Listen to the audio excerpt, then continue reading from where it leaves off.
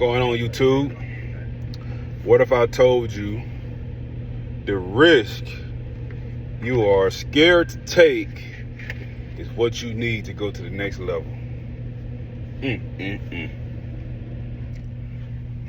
I'm saying it again. The risk you are scared to take is what you need to go to the next level.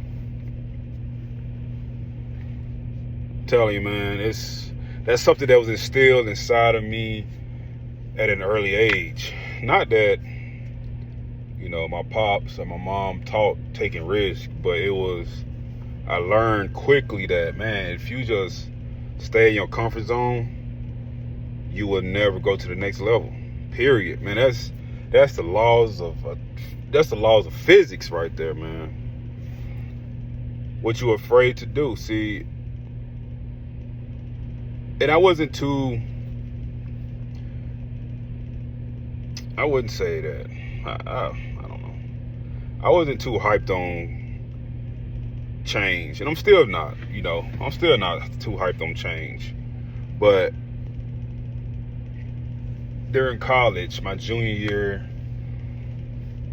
in college, not my junior year, but my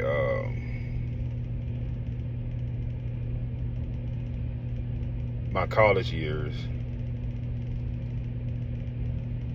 I learned that, bro, if you stay in your same environment, you're gonna be just like your people, you're gonna be just like your friends, you're gonna be just like your peers, right? And I got out of my environment, right? I went to junior college, and but I stayed around my hometown.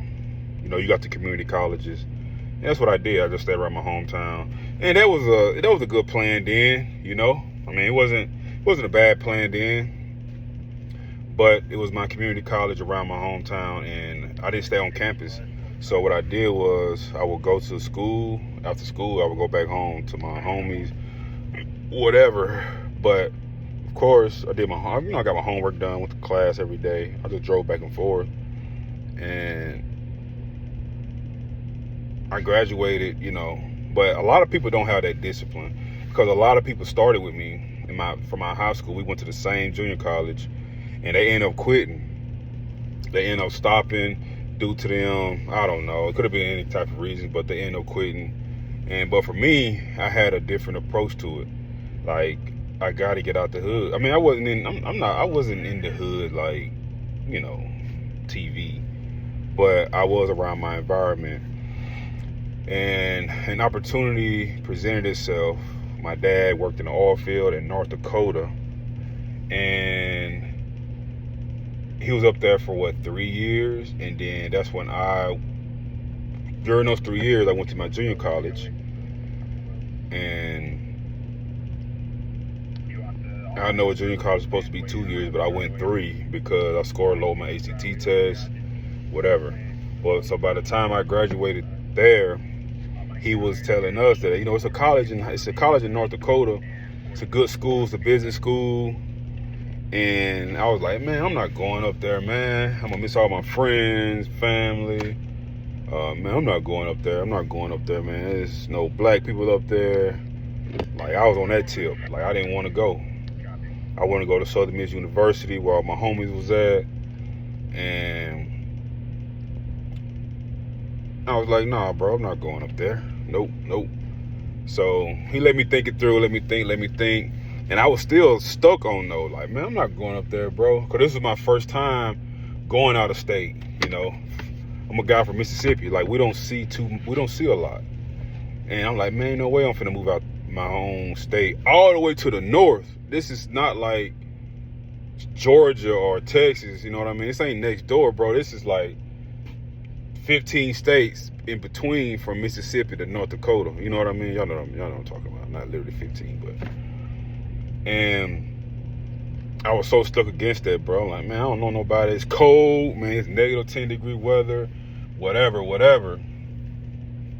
And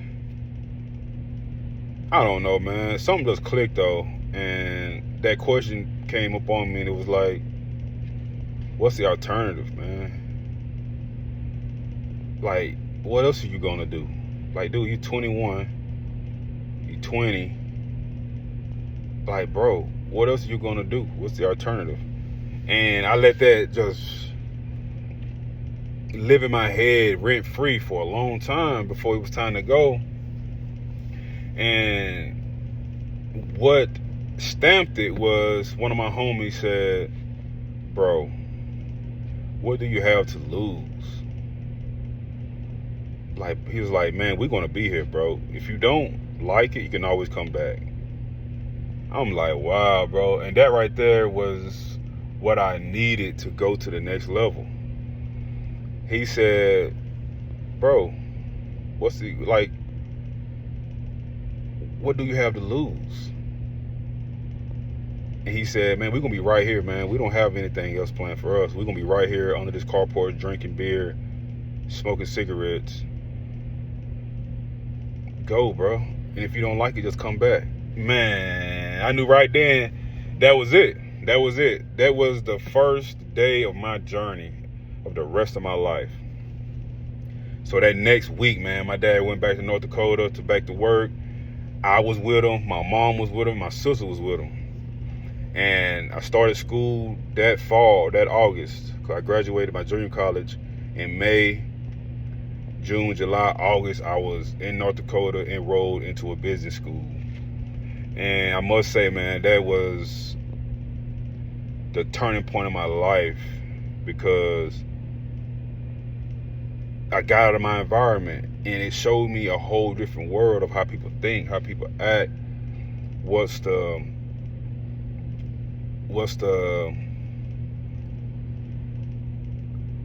things that you can do if you just step out of your comfort zone. Things I never knew I was interested in. Things I never knew that was possible. I met the best people in my life in North Dakota, man. And it just developed who I was, my character. And it was crazy. And I changed my major. So I went up there to be an athletic trainer at first, to possibly do physical therapy. And I got accepted in the athletic training program. And I was going to start that. And then I started thinking, like, man, is this what I want to do with my whole life, man? This is what I want to do. And I was like, nah, I'm more of a businessman, entrepreneur. And I met this woman named Tracy Mays. God send, like, over your life, you can vividly remember people that changed your life in a whole different direction. And Tracy Mays was the professor that took me under her wing, and she pushed me. Like, I was in front of a book club. She put me in charge of a book club. She put me in charge of projects for the whole city. She put me in charge of different activities to raise money, to fund money, to put on a resume. And I never knew that I could do stuff like that until she, like, bro, you can do it. You already here. Just do it. And I'm like, you can go to that school right now, and I'm the face of the entrepreneurship program. And that's something that stuck with me for a long time, and it's still with me. She was like one of the first 2 to 3 teachers that believed in me, man. And yeah, to this day, man, I'm the face of that entrepreneurship program at that school, because that was the first year they came out with the program, and she wanted me to be the head of it. I was the first one to get the degree in it. But that goes all the way to my question. I mean, to my whole subject. What if what you're scared to do, the risk you're not willing to take, is what's holding you back for being the person you need to be? I'm telling you, man, because if I wouldn't have never left Mississippi, if I was still going to be on that tip, man, I ain't leaving, where would I be today? I probably wouldn't be in front of you right now. So, the bottom line, man, be a risk taker. Now, I'm not saying go out there in the street and run across the street in front of traffic and hope you make it. No, I'm talking about risk that can change your life for the better. Of course, there is risk involved. Of course, there is failure involved. But the thing is, you have to mitigate those risks. You have to study. You have to, before you make that next step, next move, know that your risk is mitigated before you take it. Now, again, you have to take risk, or you will always be in the same spot, period. Period. That's law right there. That's like that's equivalent to you eating burgers and bread every day and expecting to lose weight. Dude, it just don't work. That's law. You're not gonna lose weight doing that. So if you don't get out of your comfort zone and take more risks, you're not gonna be the person that you wanna be. Now, just like me, I'm comfortable with this job. I make a lot of bread, a lot of money. Now, if there was a management position open, I'm not gonna take that. Why? Because I make plenty of money now, and this job is not what I want to do. I don't want to do this. Like, this is not my end game. My end game is real estate. My end game is learning how to trade. But I need this W-2 job to set myself up. Now, you have to remain focused on your plan. That brings me into my next subject. Remain focused on your plan. Don't let people dangle stuff in your face and say, I want that. Oh, I want that. No, I want that. No, I want that. That look good. That looks shiny and new. Let me do that. No, bro. Don't be the rabbit. Don't be the rabbit. Be the turtle that's focused and persistent and consistent. And that's where I'm at in my life. That's where I'm always at in my life. Because there's people always throwing different jobs at me. They asked me to move up a year ago. Like, bro, do you want this management position? Do you want to be a lead out here in the field? Not really, bro. Because this is not my plan. I don't work here to work here. I don't work here to just draw a check to pay my bills and come back out here and do it again. No, I'm doing this to stack my bread. I do this by choice, man. I can go home and still be good, but I do this by choice. There's a difference between having to do this and wanting to do this. I want to do this. I want to make the most money I can to support my dream, my wife's dreams, and retire my mom. But it starts with this type of stuff, and you have to stay focused on your end goal. That means don't let nobody dangle nothing in your face.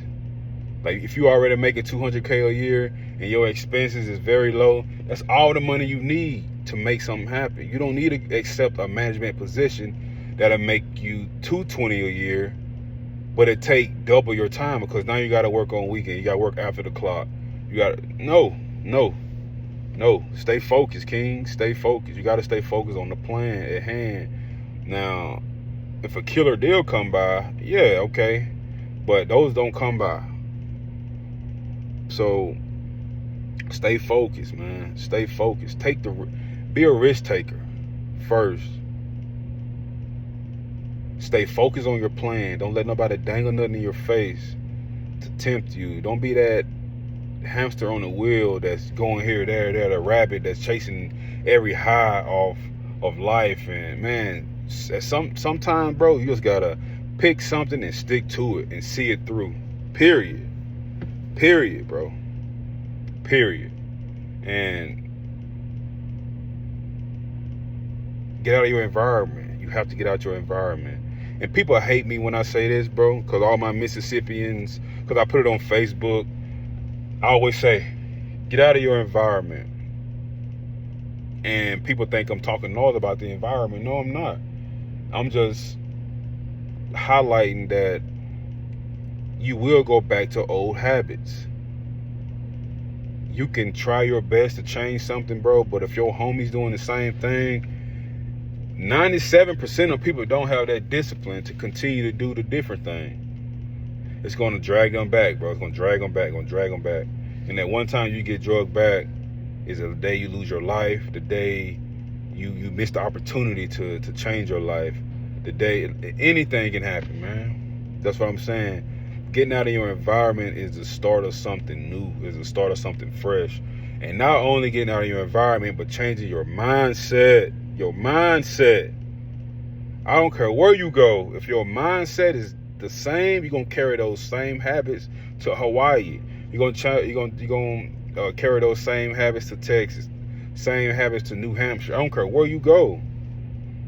Your mindset has got to change about money, about life, about immediate gratification. They got to change about delaying gratification. They got to change about persistence, consistency, discipline. It has to change about all of those things.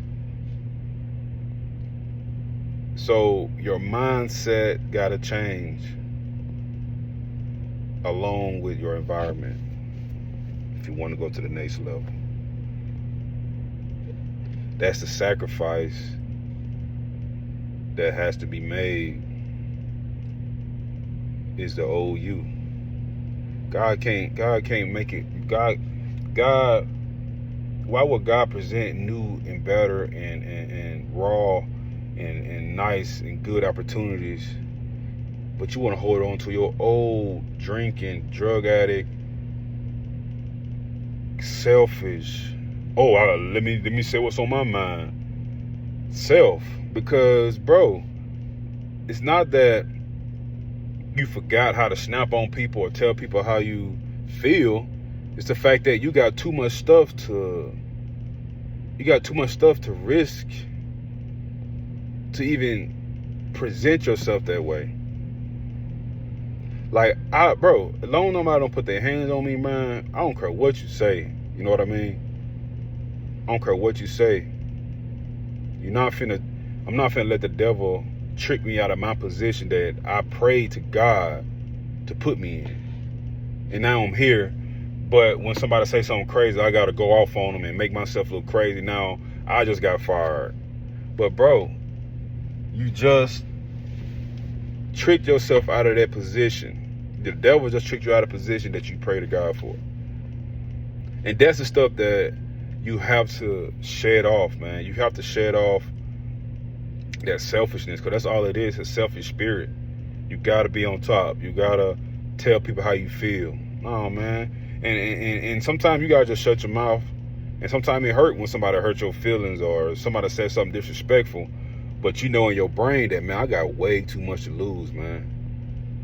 I make more than, I'm in the top 5% of what I make as a 30-year-old since I've been 27. Like, I'm in the top 5%, 7% of people in the world with no kids, and bills are very low. Why would I let somebody talk crazy to me and me talk crazy back and we get into an altercation? Now I'm in trouble. Now I'm about to get fired. Now I'm in, like, bro, it just don't make sense, man. Just let it go. And that's where God wants you to grow at, man. He wants your character to be strong for where he about to take you. So we gotta do better.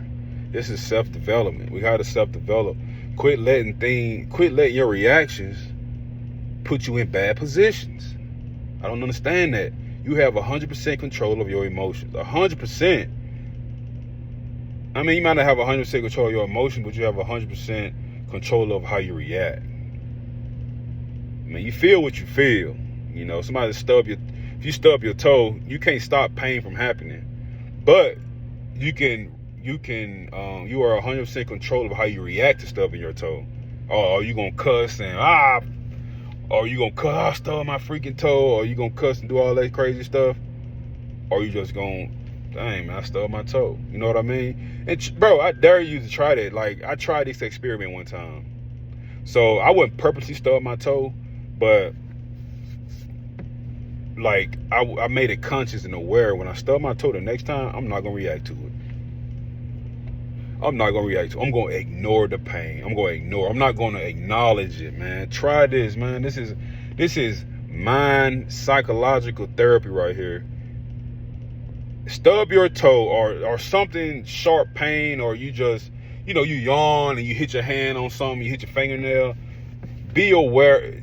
Try to increase your awareness enough that you're not gonna say it out loud or react to it. The pain goes away quicker. It goes away faster. But as soon as you acknowledge it, it seems like it stays there an extra 15 seconds, bro. That's crazy how that works, man. I dare you to try that. Just like a kid. Just say a kid fall off the bed from jumping around and all that stuff. And I've seen this happen. The kid, boom, hit his side or wherever on the floor. Let one person react. That kid gonna have a ball, crying, gonna get all the attention. But if you ignore that kid, bro, he just gonna shake it off and keep going. that goes to show, man. Now, we not 100% control of our emotions. We gonna feel that pain, but we are 100% control of our reaction. So quit letting the devil trick you out of your position because you think you gotta tell somebody how you feel. Come on, y'all. We gotta do better than that. We gotta do better than that. So, man, y'all be good. Y'all be blessed, man. I'm having a blessed day. Go check out my workout video. And look, man, we need new levels. New levels bring new devils. Period. Like, I haven't been tested this much in my life ever. You know, and who I was back then, I don't know if I could stand up to it the way I am now. If I was the same Jalen that I was back then, I don't think I could live on my own for 2 weeks and 3 weeks at a time or whatever. But God had to bring me up, develop me. Look, Joe, you gotta let some of this stuff go, bro. Like, I understand you young, but I got something better for you. But you gotta be willing to take the risk. You gotta be willing to shed off some dead weight. You gotta be willing to be the turtle. But, hey, man, y'all be blessed, not stressed. Y'all have a great day. Thank you.